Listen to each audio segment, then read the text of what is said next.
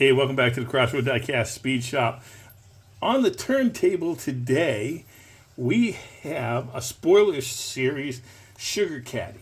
Again, the Sugar Caddy is an early Redline casting, and this is going to be the car that I use for this year's National Redline Day build. And so I'm glad to have all the parts there. It looks like the windshield is kind of cracked and stuff. I'm hoping I'm going to be able to get one in before the final assembly of this car. But anyways, I really like this car. It's got some different things on it. And again, I'm trying to get all the spoiler series cars that I can done. I still need I think it's an Evil Weevil or Bo Weevil or something. I can't remember that. And also the TNT T-Bird is the other one I'm looking for. So again, we're going to get this thing off the turntable, take it apart, and we'll take a look and see what we got. All right. Well, we're in the shop now. We've got the Sugar Caddy up on the lift. Let's take a look at some of the things that we've got here. Again, the Sugar Caddy body. Again, it's pretty worn, a lot of flea specks and everything else. One thing I am happy about is having this hood, because so many times when you buy these old Redline cars, the hoods are missing, and you have to go and find a replacement. So I'm glad that I have that. But speaking of replacements, I am going to need to get a replacement, I think, for this hood. I'm hoping I can get one in before this is due. I hate to have to just use this the way it is, but it's broken because it's cracked in a couple places, and you can see right there. And so, hope it will. Again, the engine, polish that up, clean that up real good. You can see that it's already drilled and tapped for the 1/72 size screws, and that holds in the front part of the base. The wheels are the cap style wheels, so we got some cap style wheels to replace those with, and we'll have to dip this in the Pledge Revive, lime away in some hot water to take care of that. It's got a nice suspension on it too underneath here, so that's pretty cool too.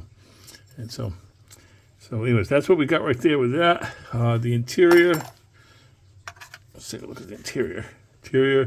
Again, good one. It's the nicer Hot Wheels one. You don't have the pizza pan steering wheel. Yeah, it's just got nice little detail and stuff in there. But again, this is a restoration, so we're not going to be doing anything to that interior other than just giving it a good clean up and stuff like that. So we will be doing a paint swap on it, because I got a lot of green cars, and so I want to do some other colors on them. But we'll get this off the rack and get it stripped and get started on our project. Let's move on. All right, well, we're working on our Sugar Caddy, and we've got it all cleaned up, got it stripped down and stuff.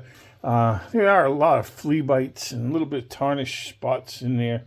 You can't see them so well from the camera, but it is on there. And so one of the things I'm really like to use is I like to use this silver base coat on that. It looks out pretty good. Usually use 5 pipettes of silver base coat to one hardener, and so I use that up, and I mix it up in one of these little medicine cups and stuff. So that should be really good. So again, we're just getting ready, so let's get this in the paint booth and get that stuff laid down. Well, we're getting ready to lay some paint here in the spray booth. Again, one of the things I like to do when I'm doing, especially with the Spectraflame or Retroflame paints, is I like to take a spoon, and you can get these chrome spoons, usually from party stores, dollar stores, whatever, get some of those, and I use that to kind of lay down, because that gives me an idea of what the paint looks like before.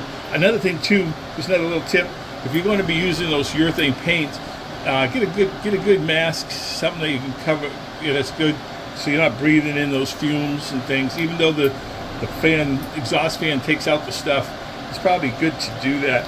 But again, just take a spoon. I actually use spoons even without just the plastic ones, the white ones you can buy. I use those too for my regular paints, just to see. It helps me to see how the sprayer is spraying, and that way, if it's blotching or anything like that, I can take care of it before I start laying it on a car that I've already worked so hard on. Anyways, let's move on. All right. Well, we've been working on our little sugar caddy. Let's move out here a little bit so you can see. And as I've been working on it, as you can remember, I was going to paint. I painted Retroflame red, but then the base, I dipped in some lime away and water mixture, 50-50 mix, and I cleaned it up with some flits.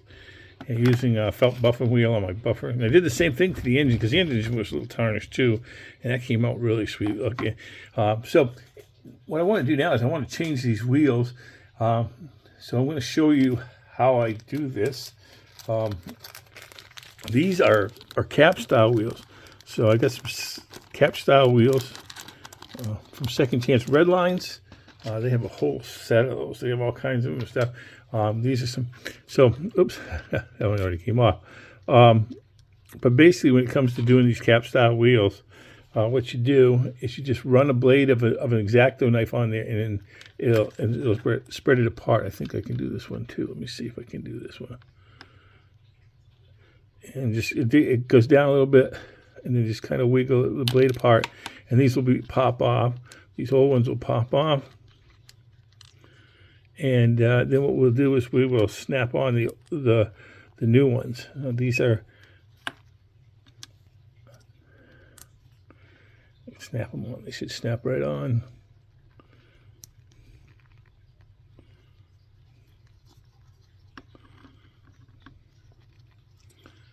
And they may be a little difficult, so you may have to squeeze them a little bit, but there you go.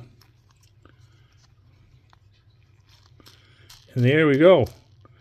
And both of those look nice. We've got some nice chrome wheels.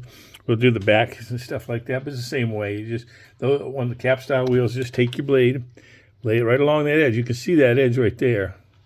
You can see, let me see if I can pull it up here closer. You can see the edge right there on the wheel.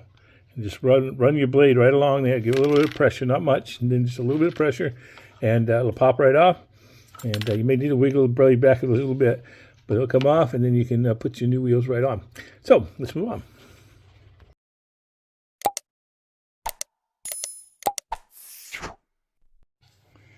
All right, we're back. We finally got all the pieces ready for our assembly for our sugar caddy build. Again, we took and cleaned up the base, and scrubbed it up and polished it up with some flitz polish. Put on some nice new Redline wheels, and it was cap style wheels from Second Chance Redlines. Cleaned up the interior. Cleaned up the engine using a brush, cleaning that up. Actually, I should say a Scotch-Brite wheel. Cleaned it up some, and then I took and used a felt buffing wheel and some flits to shine that up. I was able to source a new windshield from CUDA 24. CUDA 24. Maybe start looking for some pieces through them too. When I can't find pieces on the other sites, that was a nice chance to get some stuff from him. So anyways, so we're going to put this thing together. We'll get it on the turntable and take a look and see what we got. And here's my fully restored Hot Wheels Sugar Caddy. The Sugar Caddy was part of the Spoilers series. It was originally produced back in 1971. It was only produced for 1 year. It was produced only in Hong Kong. As you can see, the blue windshield. Actually, that was one that I got from CUDA 24. You can check him out. He does replicas and stuff for the Hot Wheel cars, and I got that one from him. It was also produced by CIDSA. I'm not sure what that was exactly, but it was a CIDSA casting that was manufactured in Mexico. On that car, according to Hot Wheels Wiki, the grille wasn't painted and it had a white interior. It was later retooled in 2009 and painted with a magenta. I hope you'll check out everyone else's builds for the National Redline Day event. This is the first of two I did for this events. Hope you check out my other one as well. I want to thank Gargoyles Den for being our guest horseman this month. And also, on behalf of Paul at Diecast Graveyard, Andrew at Maple Leaf Customs, Tom at Sports Syndicate, myself, Skip here at Crossroad Diecast Speed Shop, I want to invite you to take part in these monthly builds. It's a lot of fun, and I enjoy seeing what everybody comes up with and the ideas that everyone has. It's great for customizing as well as learning how to do some restoration as well. But you don't even have to have a YouTube channel or any social media presence as far as that goes. All you have to do is take part in the monthly build. You can find the list of our themes, our monthly schedule for 2025 on the Four Horsemen Diecast Team YouTube channel. You check that out, and it's on there, so you can see what's coming up every month. And you don't have to have a special casting or anything like that. You just use any casting you want to use, but use it to the theme that we put there. This coming month, at the end of May, in just a couple weeks, we've got the military build coming up, and so you can build any car you want to use and just use the military theme on that. I think it's going to be a lot of fun. Again, I want to encourage you to check out everybody else's builds on this. To all my viewers and subscribers, I really appreciate you. Thank you for watching, and as always, God bless, and thanks for stopping by the shop.